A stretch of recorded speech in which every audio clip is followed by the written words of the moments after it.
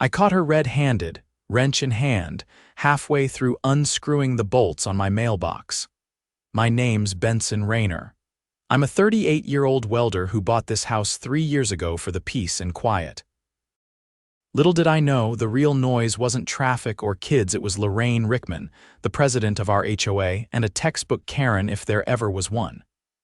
"Excuse me, what exactly do you think you're doing?" I asked as I stepped out of my truck, still in my work boots, dust trailing me.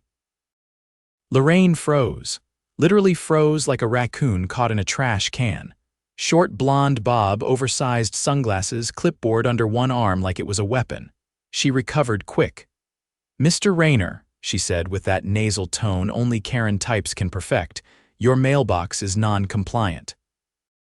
It violates our community aesthetic standards. I've warned you twice, this is your third notice. My mailbox has been here for 3 years. It's black, regulation height, and even has the stupid little brass numbers you people insisted on." "It leans slightly to the left," she said, squinting at it like it had personally offended her. "We take symmetry very seriously in this neighborhood." I stepped closer. "And you take federal crimes lightly, apparently." She blinked. "Excuse me. You're tampering with a federally protected mailbox. That's a felony. You could be arrested for this." She stepped back like I'd pulled a knife. I am not tampering, I was just checking the bolts for safety." With a wrench, I pointed at the tool still in her hand. She hurriedly dropped it into her oversized purse like a kid hiding stolen candy. "You'll be hearing from the HOA, she spat and turned on her heel. "Good, I'll have something to tell the postal inspector too. Maybe they'd like to hear how your HOA president goes around trying to dismantle federal property." Her pace quickened. I watched her stomp back to her golf cart the HOA issued them to board members like they were royalty and zip off down the street. I didn't go inside. I walked straight to my garage, pulled out my trail camera and mounted it on the big oak facing the mailbox.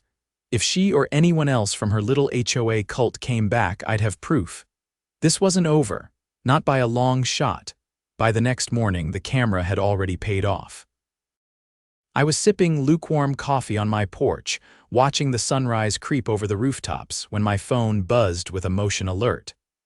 I tapped the screen and watched the grainy footage from just before dawn. Lorraine, in a hoodie much too young for her, crouching next to my mailbox again. This time she didn't have a wrench, she had a tape measure and a small level. She held both up to the post like she was doing a forensic investigation. I shook my head and hit save clip. Half an hour later, a pale blue sedan rolled up, not a neighbor's car. Out stepped a man in a tan windbreaker with an embroidered patch on the chest, United States Postal Inspection Service. I met him halfway down the driveway. He offered a firm handshake. "Special Agent Kenner," he said. "You filed a report yesterday about suspected tampering?" I nodded and led him to the side yard where I'd already printed the footage and laid it out on a folding table. Kenner studied each frame with the kind of focus I usually reserved for welding seams. "You know this woman?" he asked. "Yeah, that's Lorraine Rickman. She runs the HOA around here. She's been issuing fake violations and trying to enforce rules that don't exist. I caught her in the act yesterday." Kenner didn't say anything right away. He pulled a tablet from his satchel and tapped through something. "She's attempted this kind of thing before," he finally said. "There was a case flagged last year in a neighboring subdivision, different HOA but same woman. She was on the board there too until she moved here. Tried to have someone's mailbox removed for nonconformity, claimed it was a safety hazard." I crossed my arms. "What happened?" "No charges filed, no camera footage, just a he said she said situation, but now we've got video and she's clearly trespassing. Given her position of authority, that's a bad look." He turned to me. "You mind if I take the footage and your statements to open a formal investigation, please? I've had enough of her playing queen of the cul-de-sac." Kenner packed up the footage and promised to follow up within the week. I didn't expect much to come of it, but the fact that she'd done this before and was being watched already felt like a win. By early afternoon, the HOA newsletter hit my inbox. Subject line: Urgent Community Standards Reminder. I opened it. Right there in bold, center-aligned font, all mailboxes must comply with Section 4.3 of the Aesthetic Integrity Policy. Deviations from alignment, design, or symmetry will be corrected at the homeowner's expense. I scrolled down. A new clause had been added. The HOA reserves the right to adjust or replace non-compliant mailboxes without prior notice if deemed an urgent visual inconsistency. That was a problem. I printed the newsletter and headed 3 doors down to Paul and Marissa's place. Paul was a retired county zoning officer and Marissa taught real estate law at the community college. If anyone could decode Lorraine's nonsense, it was them. Paul opened the door with a raised eyebrow. Let me guess. Lorraine's at it again. I held up the printout. She's rewriting the rules in real time now, says she can replace mailboxes without notice. Marissa appeared behind him. That's illegal. Can you prove it? Definitely, she said. State statute requires any HOA to give written notice and a minimum 30-day grace period for all aesthetic violations. Even then, they can't alter private property without court approval. Paul added, and only the board can vote on policy changes. If she added this clause without a formal vote, that's breach of procedure. I pulled out my phone and showed them the footage of Lorraine measuring the mailbox that morning. Paul whistled softly. She's not just rewriting rules. She's trying to create a paper trail to justify her actions after the fact. Marissa nodded. She's manufacturing violations, then updating the rules to cover herself. She's also being investigated by the postal inspector, I said. Marissa's eyes lit up. Perfect. If this goes to court, we can show intent, manipulation of policy, and trespassing. That's enough to get her removed. I left their place with 2 copies of the HOA bylaws, a list of procedural violations, and a promise that they'd help me organize a community meeting. By dusk, I'd passed out flyers to every house on the block. The headline was simple: Is our HOA president breaking the law? I listed the facts, nothing emotional, just what I could prove. Lorraine's unauthorized rule changes, her trespassing, the footage, the postal inspection. I invited everyone to my garage that Saturday for coffee, donuts, and some honest discussion. Saturday came fast. By 9 that morning, 23 residents filled my garage and spilled onto the driveway. Folding chairs, lawn chairs, coolers, someone even brought a whiteboard. Lorraine didn't show, of course, but her vice president, a nervous man named Greg, hovered near the back. I opened with the footage, gasps, whispers. One woman muttered, "She did that to us last year, we had to pay for a new mailbox." Marissa stepped up next, reading the state statute aloud and pointing to the bylaw clause Lorraine had violated. People started pulling their own newsletters from purses and pockets. The room turned electric. Then Greg raised his hand. "I didn't know she was changing the rules on her own," he said. "We haven't had a board vote in months," Paul asked. "Do you know how many votes are required to remove a president?" Greg hesitated. 2/3 of the board, plus a community petition with at least 30% of homeowners signing. Paul turned to the crowd. "There are 75 homes in this neighborhood. That means we need 23 signatures. We got 39 by the end of the meeting." By Monday morning, our petition was formally submitted to the HOA board. Greg called an emergency meeting for Wednesday. Lorraine didn't respond to emails or calls, but that didn't stop what came next. Wednesday evening, the rec center was packed. Greg stood at the front, visibly sweating, flanked by 2 other board members who looked like they'd rather be anywhere else. I stood in the back with Marissa, Paul, and a few others who'd become unofficial lieutenants in the effort. Greg cleared his throat. Under Article 6 of the HOA Charter, and in accordance with the petition submitted Monday, this board has reviewed the evidence and determined that the president acted unilaterally, violated state notification statutes, and trespassed on private property. Effective immediately, Lorraine Rickman is removed from office. There was no applause, just stunned silence, and then a single voice near the front said, "About time."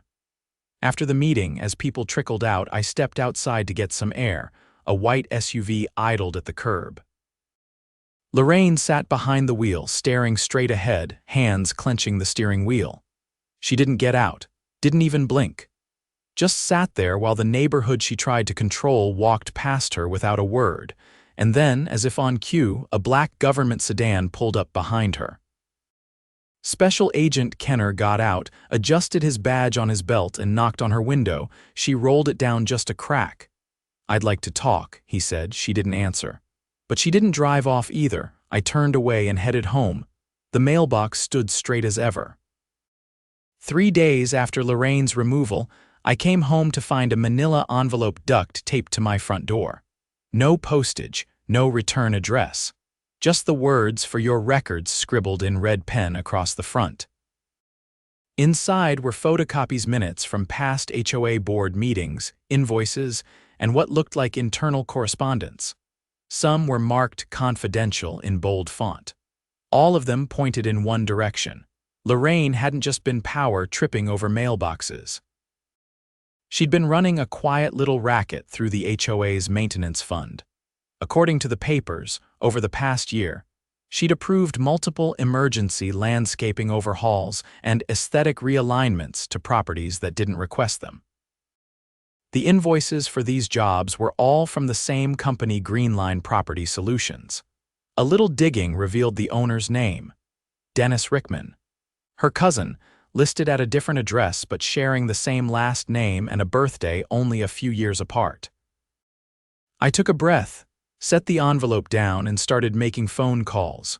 By nightfall, I had 4 neighbors sitting at my kitchen table. One was a former volunteer firefighter, another a paralegal, and the last 2 were a retired IRS auditor and a current IT tech who'd helped set up secure reporting systems for corporate fraud. "This is financial misconduct," the auditor said, flipping through the documents. "If she funneled HOA funds to a relative without board approval, that's embezzlement, especially if the work was never requested or performed." The paralegal nodded. "We can bring this to the county prosecutor. But they'll want a clean timeline and confirmation these invoices are real." "I'll go pull the property surveillance footage," the IT guy said. "If she claimed work was done and nothing happened, we'll catch it.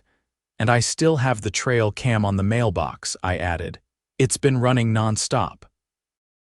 If her cousin ever showed up, we'll know." Over the next 48 hours, we built a case. The IT guy had footage showing at least 3 properties Lorraine claimed were completely re-landscaped, hadn't seen so much as a rake pass through. The paralegal confirmed the HOA bylaws required a 3-person vote for any expenditure over $500. None of the emergency jobs had documentation showing that. The most damning piece came from the auditor. He traced the payments listed on the invoices to a bank account under Dennis Rickman's LLC, then found a second deposit transferred days later into a joint account under Dennis and Lorraine's names. We didn't bring this to the HOA board. We went straight to the county district attorney. The DA's office moved fast. A plainclothes investigator contacted us within the week. He asked for the originals, the footage, and a list of witnesses willing to talk. I handed over everything. He didn't promise anything, but he did say one thing as he left. "Let me put it this way, this isn't the first time we've seen someone use a neighborhood board like their personal ATM. But it's rare we get this much evidence handed to us in one envelope." 3 days later, unmarked cars rolled into the neighborhood just after sunrise. Lorraine's house was quiet until the knock came. I saw it all from my porch. She opened the door in a robe and slippers, blinked like she hadn't slept in days, and was asked to step outside. 2 officers stood beside her. One read her rights. She didn't yell, didn't cry, just stared past them like she was watching her world fold in. She was placed in the back of the car and driven off without incident. The HOA board held a special session that evening.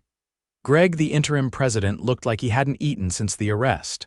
But for the first time, he spoke with purpose. We're freezing all discretionary spending and hiring a third-party accounting firm to audit the last 2 years, he said. We're also scheduling a full community vote to amend the bylaws and increase board transparency. A woman in the crowd stood up. What about the fines Lorraine issued? The ones people paid. We'll be issuing refunds where appropriate, Greg replied, and reversing any violations that were not properly documented. The mood in the room shifted. People weren't just angry anymore, they were engaged. Volunteers stepped forward to help with the audit. A few residents offered to serve on a new oversight committee. For the first time since moving in, I saw neighbors talking with each other like they had a shared purpose. Outside, Marissa caught up to me under the street lamp. "You did more than protect your mailbox, you know." I shook my head. "I just didn't want someone thinking they could tear up my property without consequence," she smiled. "That's the thing, they think they can until someone reminds them the rules go both ways." A few days later, I got another envelope. This one wasn't duct-taped or anonymous. It was hand-delivered by a courier with a badge and a clipboard. Inside was a formal subpoena. Lorraine's defense attorney had listed me as a witness. The trial was scheduled for the following month. The charges included misuse of HOA funds, falsification of official documents, and financial fraud. And thanks to the mailbox incident, tampering with federal property had been added to the list. I didn't need to think about it. I signed the confirmation and returned it that afternoon. When the trial came, it wasn't some dramatic TV courtroom drama. But it didn't need to be. The prosecutor laid everything out in clean, methodical detail. The invoices, the trail cam footage, the lack of board approval, the bank records. I testified about what I saw, what was done to my property, and how Lorraine attempted to rewrite the rules after the fact. Dennis Rickman never showed up. A bench warrant was issued for him the same day. Lorraine's lawyer tried to argue that the funds were used in good faith, that the board had been notified verbally, and that the documentation was simply poorly maintained. But no one bought it. Not the judge, not the jury, and definitely not the neighbors who filled the gallery row after row, arms crossed, watching every word. She was convicted on 3 counts. Sentencing was scheduled for the following month. Back home, things changed. Not overnight, but steadily. The new board passed a rule banning unilateral spending. All violations now had to be photographed and signed by 2 board members. And the landscaping company, replaced with a local outfit run by a veteran who lived 2 streets over. I left the trail cam up, but more as a neighborhood joke than anything. Someone even hung a little wooden sign under it. "Smile, you're not Lorraine," and the mailbox, still there, perfectly vertical, untouched. Not because it scared anyone, but because, for the first time since I moved in, people respected what it stood for: boundaries, accountability, and the fact that no one, not even a self-appointed queen of symmetry, gets to decide what justice looks like when a community finally stands up. 3 weeks after the sentencing, I was installing a new steel rack in my garage when a white envelope was slid under the door. No knock, no footsteps retreating, just the sound of paper brushing concrete. I waited a few seconds, then opened the door. Nobody. I scanned the street. A few cars parked, sprinklers ticking in the distance, but nobody around. I picked up the envelope and opened it on the workbench. Inside was a single-page letter, typed, "No signature, you might want to check the HOA storage unit. Lot 17, Kirkwood Facility. Ask for the black cabinet." I didn't recognize the font or wording, but something about it felt deliberate, like whoever wrote it wanted the truth out, just didn't want to be seen doing it. I tossed the note in my glove box and drove straight to the storage facility 10 minutes out of town. The manager at the front desk didn't blink when I mentioned Lot 17. He handed me a clipboard and key without asking for ID. Either he'd been expecting me, or he didn't care enough to ask questions. Lot 17 was at the far end, a metal roll-up door with a dented bottom edge. I unlocked it and pulled it up halfway.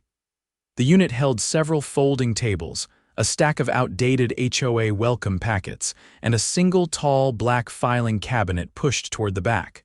I opened the top drawer.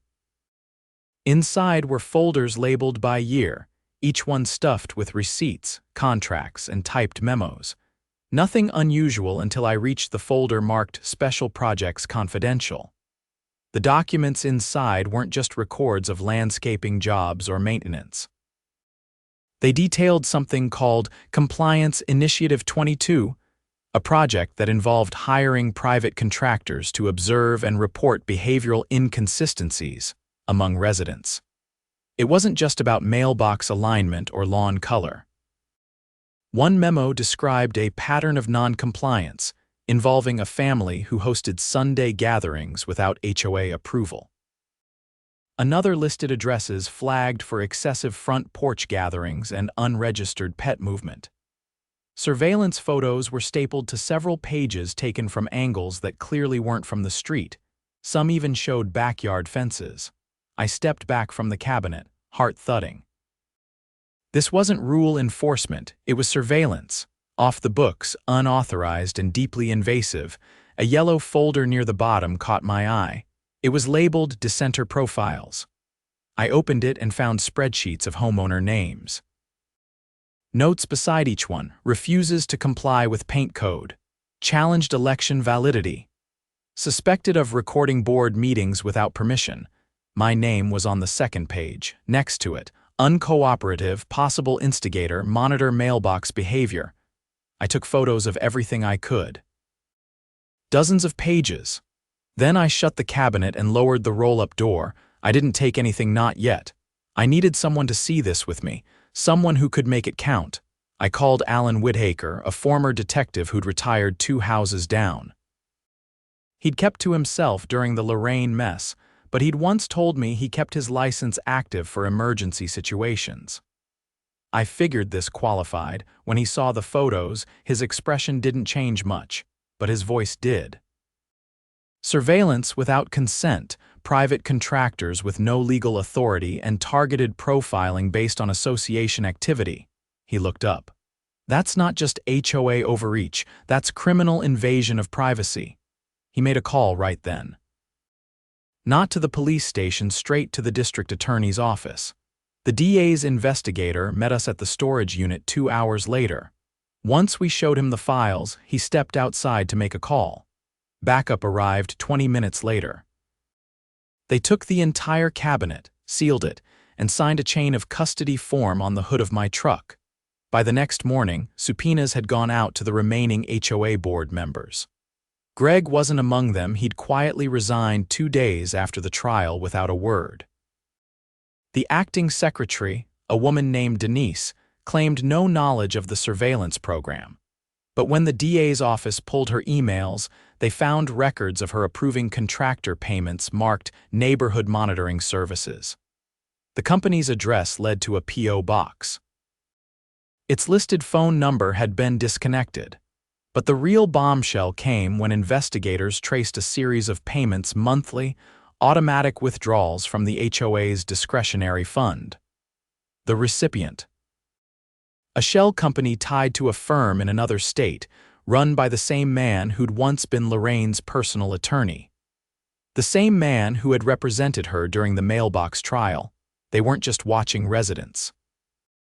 They were funneling HOA money into a surveillance-for-profit scheme, then laundering it through legal intermediaries.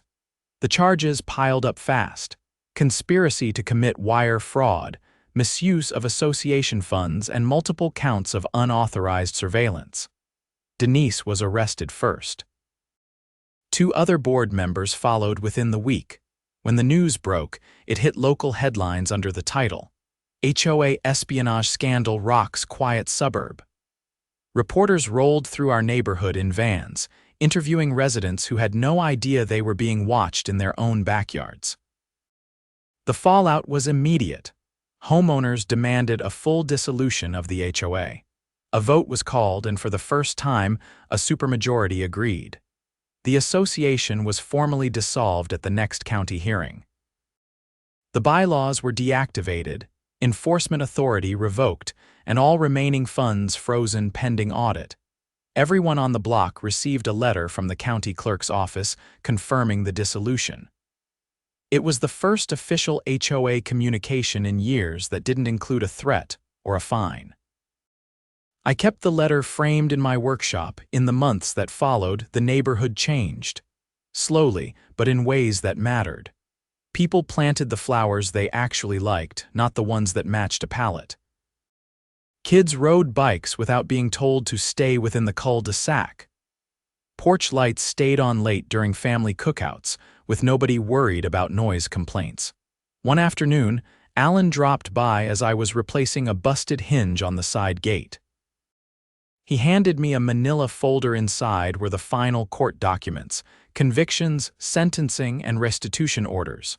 "You're listed as the lead complainant," he said. "You could have walked away after the mailbox thing. A lot of people would have." I tightened the last screw. I didn't come here to start a fight, but if someone picks one with me, especially over something this small, they better be ready to lose the whole war. He chuckled once, then handed me a small box wrapped in brown paper. Inside was a miniature replica of my mailbox, handcrafted from scrap iron. Welded to the base was a tiny plaque that stood tall. I didn't know who made it.